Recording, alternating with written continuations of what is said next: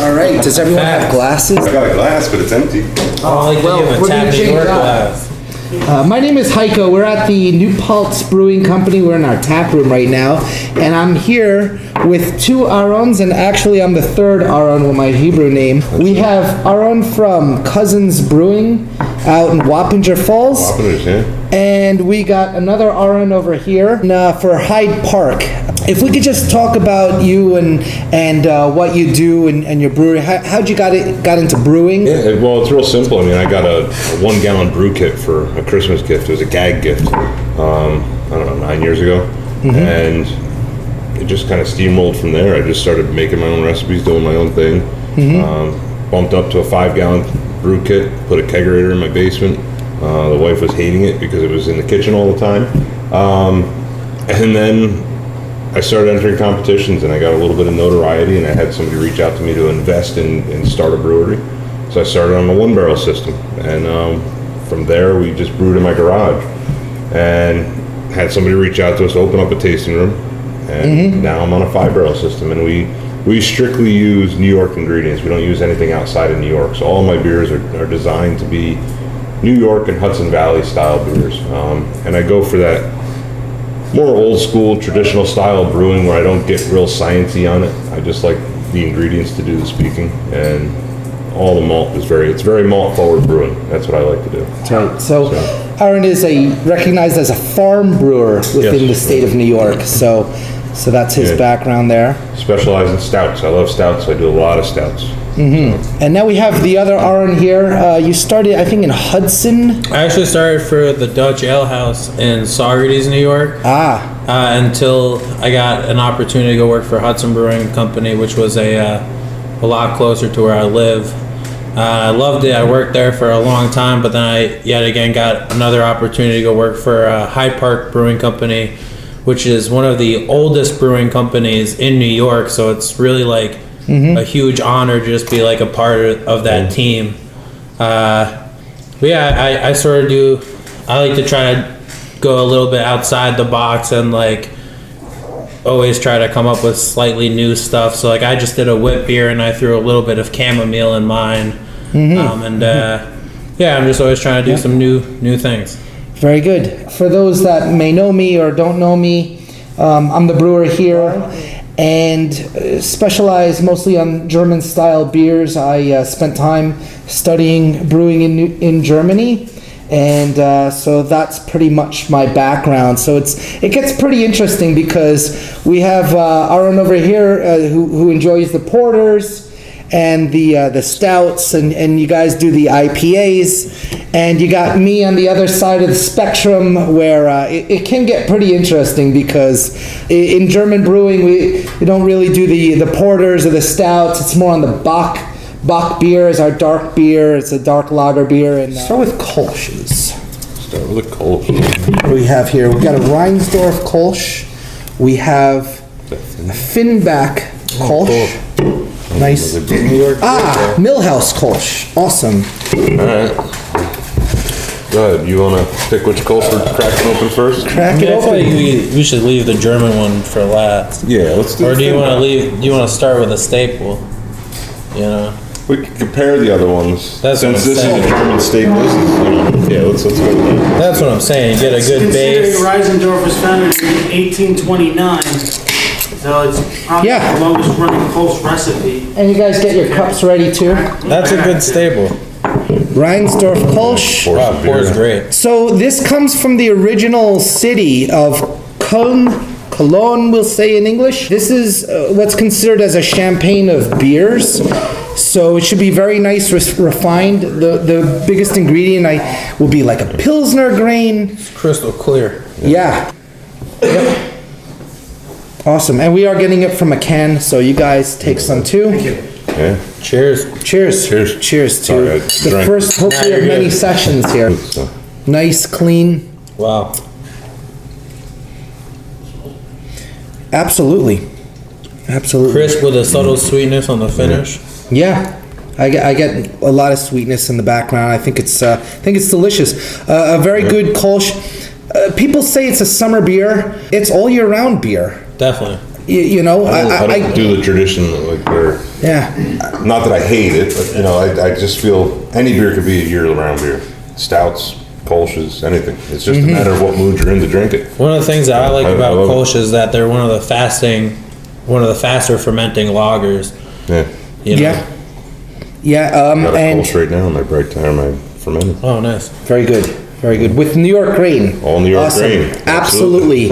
I think using the farm brewing, it impresses the world. Because there's not many states that impose the farm grain, to try to use the grain, the hops, everything from New York. And I know around the world they're watching New York. Yeah. So Yeah. it's very interesting. This is very good, very clean. This is awesome. All right. Let's go to the next one. We'll try Millhouse. Home to Dutchess County, it's close to both you gentlemen, we're both Yeah. here with Yeah. up and coming with the Kölsch. Come on, drink up. Come on, bottoms up here. Yeah, they're close to me. They're probably only like 5-10 minutes away from where I'm at. I might have to get a slice of pizza for every drink. I like the Millhouse people. They do Right, a I great. realize They do a great Corona type beer. That was very impressive. I really love what they do with that. So This let's has a try much this. more maltier scent to it. Their Kölsch was the 2019 bronze winner from TAP New York. They just won a silver medal in the New York competition, which was featured in the Dutchess County Journal. Yeah. I So think that was at the, I would like to see you both, start to enter your Kölsch into the New York scene and competition, because I think you both do well. this is nice and clean. Yeah, clean, easy, Also completely see-through. very clear. It's good beer. Awesome. Yeah. No, good job. Refreshing. Good job on it. Here we go. Oh, man. Finback. Well, you're going, whoa. Come on, drink up. I was I'm anywhere going, on I'm that. thirsty. I was trying to give Millhouse their due, Oh, there's more too. I don't know. We got a lot of beer, but right, yeah, I'm go sorry, ahead. it's fair. No, what comments? Yeah, please add any commentary. It's really No, nice. it's just And nice. the color is fantastic. It's just Yeah. tad maltier Yeah. than the last one we just had, which is nice. I like Yeah. that maltier. And that first one was almost had a little bit more of a green apple taste to it than Yeah. this one. It was like the lemon taste with like the yeast dollop. Yeah. I do sense the Reissdorf as being a little more deeper, in my opinion, and that is like a little more softer. I want to say lighter, but it falls in the spectrum. Definitely. So, All right, any all other right. comments You can from go the to your- crowd there? Crack it open. We second it. I really like that color though. Here, I'll let you pour this. I'm gonna bring another Kölsch. I didn't know Finback even made a Kölsch. I That's didn't awesome. either. That's what's. It's interesting though, you go to their website and you go to Beer Advocate and they show you what they have on tap, and this is currently not on there or listed on their website. Really? But I find that like some of the brewery websites aren't daily updated. Yeah. I mean, it takes a lot of effort. I mean, you almost need like a whole second. And a whole IT person. Yeah. Yeah. I gotta tell you, this one smells Wow, this awesome. one's different. This smells awesome. The Finback one is quite different. This It smells citrusy. Yeah. Unfortunately, I don't have like a description on the Finback as I was researching it, but thankful to you guys, who have a taste for this, can actually take away from it and tell us what you're getting. I gotta tell you, what's the most interesting to me is this feels like a perfect balance actually almost between the two of them. It's got that sweet finish. It's a little bit fuller than the Millhouse, but Yeah, but this is a wider hop range. yeah, this is interesting. Yeah, I like this one a lot. I know it's not a traditional. different. but- Yeah, It's almost like a hoppy version. Well, it is a hoppy version of a Yeah. Kölsch. How do you like that one? I like the Finback guys. Yeah, yeah. I like the crew from Finback. They're wonderful. I like this beer.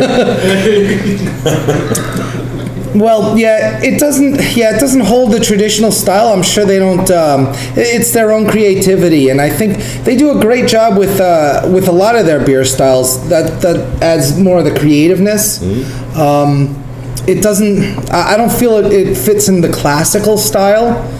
For me, that hop really gives it like a crisp finish, though. It makes it nice. It's interesting, absolutely. And the hop is really not overbearing like an IPA. It's, very palatable to where you can consume more. Yeah, it's very subtle. Oh, snap. Yeah, we're gonna rinse it with more beer. Now, whose is this, Kölsch? This is from our tap room. So, here guys go. Cheers. Also completely Different. Cheers. Cheers. Cheers to that. You can be honest. It smells great. It smells really nice and bready. So now we're back to that traditional style Kölsch, which I like. Yeah, this is your classic Kölsch. Me, when I'm drinking a Kölsch, I do prefer the more bready, Yeah, definitely. maltier style, where it's not real hoppy. Yeah. I like the Finback one because it was an interesting twist on it. But this is, when I'm drinking a Kölsch, I prefer something that's really just a crisp, clean Kölsch. Yeah, this is 100% solid. This is awesome. Different, and it has a clarity, should be considered as a champagne. I think it falls into the realm of what you'd expect out of a Kölsch. But How long do you lager this for? I'm sorry. How? So, you lager it, a total of a month and a half process. I want to say it's at least a month of lagering. You ferment it as an ale, so it's warm fermentation, and then you cold crash it, and you lager it. So that's what makes this beer style unique among other beer styles, is that you do both.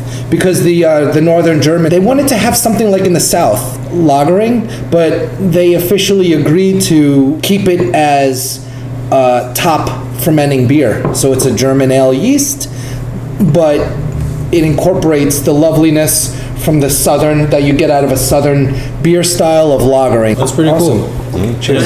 And you're used to create the Kölsch, you use a Munich grain.